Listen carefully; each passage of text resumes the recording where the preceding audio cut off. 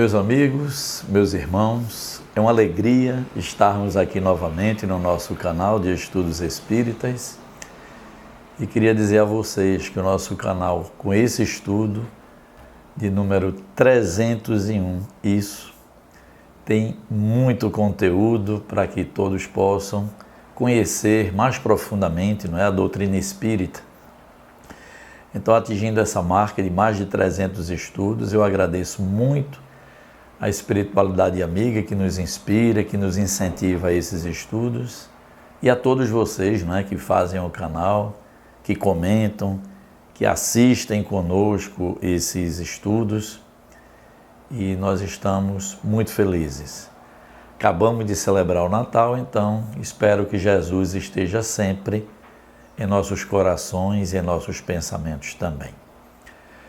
Gente, várias questões nos chegaram no canal e hoje nós vamos então fazer o nosso estudo de perguntas e respostas em sua edição 39. Essa primeira questão veio de longe, veio da Espanha e é uma questão muito mais comum do que a gente pensa. Vejam o que essa moça nos pergunta. Moro com meu namorado. Ele me diz que quer realmente construir uma vida comigo, mas tem me feito sofrer bastante com o seu contato permanente com sua ex. Pergunto, preciso passar por isso? É compromisso espiritual? Isso pode ser obsessão? Vamos lá. Como eu falei, essa é uma questão que alcança muita gente que estão em relacionamento, buscando ser felizes aqui na matéria e muitas vezes passam por essas dificuldades. Mas vamos tentar, com o olhar da doutrina espírita, responder essa questão. Primeiro, dizer a essa irmã que nada é obra do acaso, Normalmente, antes de nós reencarnarmos, no nosso planejamento encarnatório, sim, nós planejamos com quem deveremos estar, construir família, fazer um bom relacionamento, normalmente com aquelas pessoas que têm muita afinidade amorosa conosco, ou a grande maioria, por compromissos mesmo do passado, e que precisam retornar para se reajustar, para crescerem juntos, para se amarem verdadeiramente. Isso é planejado no mundo espiritual. Mas, muitas vezes acontece, de uma das partes não cumpre o seu papel, Não faz a parte que deveria nessa nova oportunidade reencarnatória e normalmente gera ao outro alguma cota de sofrimento. Outro olhar que nós colocamos para essa questão é, na trajetória encarnatória, nós temos as nossas escolhas pelo nosso livre-arbítrio e, como já estudamos aqui, durante a trajetória, com a nossa forma de ser, com a nossa conduta, com as nossas vibrações, nós podemos atrair para a nossa existência situações ou pessoas que não estavam nem planejadas e estão juntos conosco na oportunidade encarnatória. É outra hipótese também. Não há um planejamento anterior, mas nós atraímos para a nossa existência alguém que também se afina conosco nessa atual romagem terrena. Mas a questão é, todos nós buscamos o que, gente? Basicamente, ser felizes, afastar os sofrimentos, isso é básico para qualquer espírito. E aí, o que eu coloco a essa irmã que nos fez o questionamento?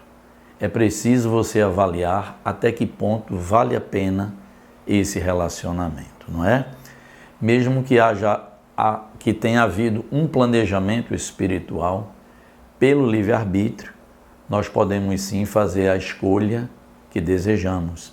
Ninguém é obrigado, porque planejou no mundo espiritual, viver uma vida só de sofrimento, Porque essa relação fica tóxica e a pessoa, porque se comprometeu, de reencarnar com aquela outra pessoa, ter que permanecer a vida inteira. Não é assim, gente. Tá certo? O que é que diz a doutrina espírita a esse respeito?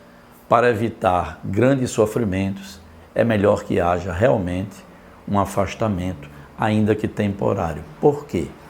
Porque uma das partes não está cumprindo, não é, aquele acordo feito previamente desde o mundo espiritual. Então, o que nós colocamos é: avalie se ainda há condições, não é, de diálogo, de entendimento, de ter uma vida a dois saudável. Se não, pense na possibilidade, sim, de haver um afastamento, ainda que temporário. Por quê? Por conta de tudo isso que nós aqui conversamos. Não há compromisso que nos faça permanecer numa relação tóxica e que possa vir até agravar o nosso sofrimento.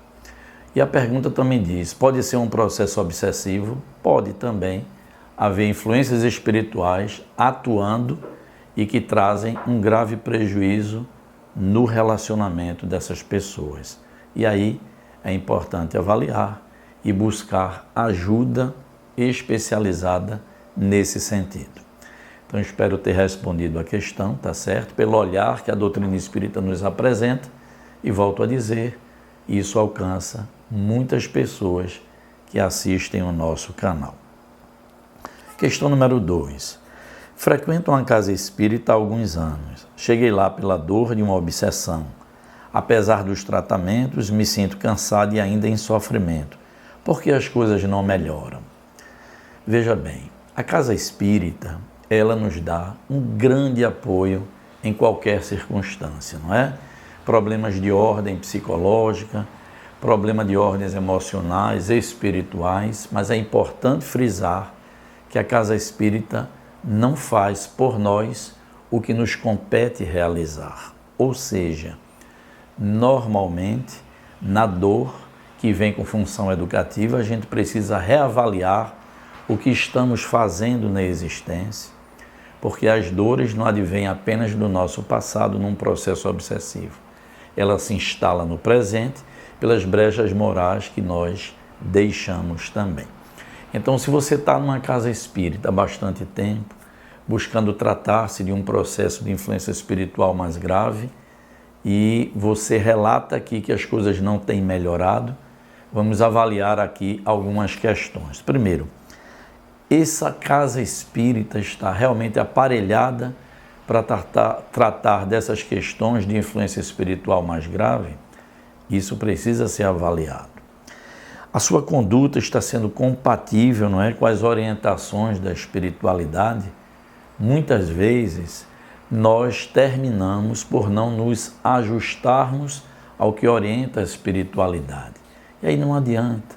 Nós continuamos com as velhas condutas, como na questão anterior, atraindo para a nossa vida coisas que não são boas. E aí compete a nós essa transformação íntima para a nossa própria melhoria. Não adianta os irmãos da casa espírita se unirem em seu favor se você não deseja se ajudar. Como está a sua força de vontade e perseverança? Isso também precisa ser avaliado para que tenha êxito o seu tratamento espiritual. O que você tem feito a serviço do bem? Já tratamos, gente, aqui no canal. O serviço no bem nos redime, não é? Nos envolve em boas vibrações e nos faz mudar de sintonia com esses espíritos sofredores que muitas vezes nos perseguem com o fim de nos prejudicar a existência. Você tem cumprido as recomendações do tratamento? Eu tenho visto na nossa casa espírita, muitas vezes a pessoa começa o tratamento, relaxa, se afasta até da casa, um ano depois retorna e fica nesse vai e vem dos tratamentos e realmente não resolve. É preciso que tenha força de vontade e perseverança para seguir com o tratamento segundo as recomendações da espiritualidade. Por fim, vem a nossa recomendação para esse caso. Se você vem atendendo a esses requisitos, servindo no bem, melhorando sua conduta, participando corretamente, não é, daquela assistência que você recebe, eu recomendo, gente, paciência e confiança no alto. O que dizia Chico Xavier? Tudo passa e nenhum sofrimento é eterno. Ele tem início, tem meio e tem fim, mas se há permissão divina para que isso aconteça, é com fins educativos. Então você que endereçou a questão, reflita que essa demora que você coloca em melhorar pode ter algo bastante importante a te ensinar. Vamos, gente, para a nossa questão de número 3. Qual a melhor atitude numa discussão? Revidar ou silenciar? Não gosto de brigar, mas não me controlo. Outra questão de grande alcance, não é? Quem nunca de nós perdeu o equilíbrio, principalmente no momento de discussão? Gente, o que recomenda o Espírito André Luiz? O melhor é não brigar. O melhor é não entrar em contenda, em discussões. Por quê? André Luiz diz que toda discussão é um grave desastre magnético no nosso corpo físico e também perispiritualmente falando. Porque o espírito comanda o corpo e no momento em que você se desequilibra, que passa daquele limite, que você se desgoverna, você está jogando para o seu próprio corpo físico uma carga magnética profundamente desequilibrante. Isso desestrutura o corpo físico e não por acaso, mais adiante, vem algumas patologias, é dor do estômago, é coceira, erupções no corpo físico, desequilíbrios na hora de dormir, pesadelos, enfim. Toda discussão gera em nós algo muito danoso. Eu costumo dizer que numa discussão, segundo a espiritualidade nos recomenda, não há vencidos, nem vencedores. Todos saem perdendo. Então, a pessoa diz, é melhor revidar ou silenciar se já houve, se já está no momento da discussão. É melhor, gente, silenciar. Não é? Tem uma frase muito popular que diz assim, quando não quer, dois não brigam. Você pode silenciar e sair. A questão é que muitas vezes a gente não consegue reagir àquele íntimo impulso de vencer ou de gerar novamente argumentos para a discussão. Então, se algo precisa ser dito nesse momento, porque muitas vezes não é aquele silêncio que deixa a injustiça prevalecer. É preciso que seja algo colocado, que seja colocado com equilíbrio. Então, se você normalmente está se destemperando, perdendo o chamado popularmente o pavio muito curto, qualquer coisa leiteira do prumo, é preciso que você então se cuide, não é? Existem os terapeutas nesse sentido, a casa espírita que nos apoia, enfim, há uma série de situações que você pode buscar ajuda para que você esteja em maior harmonia e maior equilíbrio. Então, numa discussão, sim, normalmente é melhor a gente recuar, não é? Respirar profundamente e, se precisar algo ser dito, tente dizer com equilíbrio o que precisa ser colocado na hora e não uma discussão. É preciso que haja, gente, mesmo que seja mais forte, mais preciso, mais assertivo, um diálogo e não uma discussão. Vamos assim para a nossa quarta questão de hoje. Por que me sinto às vezes triste e angustiada sem causa aparente? É outra questão que acontece muito, não é? Nem todos os dias são bons. Então tem aquele dia que você diz assim, acordei para baixo. É o caso dessa pessoa que nos manda a questão. O que a doutrina espírita nos ensina a respeito dessa questão? Porque tem dia que eu acordo radiante, feliz, animado, boa energia, e tem dia sem causa aparente, porque muitas pessoas dizem assim, eu não briguei, eu não tive uma discussão, minha vida está bem, mas hoje eu estou meio para baixo e não sei dizer porquê. E aí nós não temos apenas um aspecto a observar, a espiritualidade nos ensina questões muito interessantes a esse respeito. Várias são as hipóteses, não é? Para esse caso de você não estar bem naquele dia. Preocupações do dia a dia. Gente, muitas vezes a gente diz assim, não tem uma causa aparente, mas alguma preocupação do seu cotidiano ficou lá dentro arquivada. E em um momento que você nem está pensando naquilo, ela ressuma, ela aflora e naquele dia você se angustia aparentemente sem uma causa. Mas pode ser algo que ficou arquivado e naquele momento aflorou e você nem está percebendo. Outra hipótese, experiências durante o sono. Gente, acontece muito. Você vai dormir, até se preparou. No momento em que você dorme, já estudamos aqui, que você vai para o mundo espiritual e passa a ter suas experiências fora do corpo físico, pode você travar contato com outros espíritos e essa experiência não ter sido boa, não é? Pode ter sido angustiante, alguém que lhe cobra alguma coisa do seu passado ou mesmo da atual existência. Você então, quando desperta no corpo físico, vem com aquela angústia da noite e você não sabe por quê, porque não lembra do sonho que teve, dessa experiência fora do corpo, e quando retorna ao corpo físico, você passa o dia sob aquela vibração, tá certo?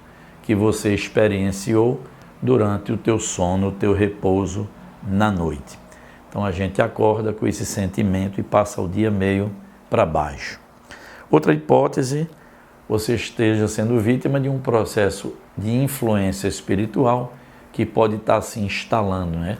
Então, vez ou outra, aquela vibração que não é boa, aquela vibração negativa, se aproxima de você e você ressente, não é?